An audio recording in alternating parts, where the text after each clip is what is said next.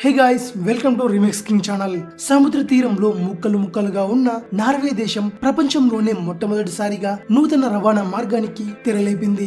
సముద్రం అంతర్భాగంలో ఒక భూభాగం నుంచి మరొక భూభాగానికి గొట్టాలంటే నిర్మాణాలను చేపట్టి అందులో రహదారిని నిర్మించున్నారట.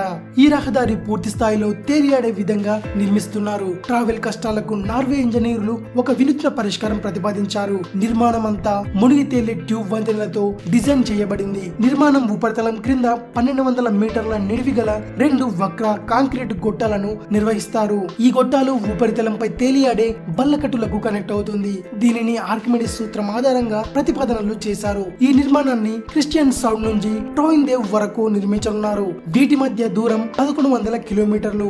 ఇది వరకు ఈ రెండు నగరాల మధ్య ప్రయాణించాలంటే కనీసం వారమైన పట్టేదట. ఇక ఈ నిర్మాణం పూర్తయితే కేవలం ఒక్క రోజులోనే రాకపోకలను కొనసాగించవచ్చు. అయితే దీని నిర్మాణానికి ఏకంగా $25 బిలియన్ ఖర్చు అవుతుందట. ఇది విషయం. మరిన్ని ఇంట్రెస్టింగ్ న్యూస్ కోసం రీమిక్స్ కింగ్ ఛానల్ ని సబ్స్క్రైబ్ చేయండి.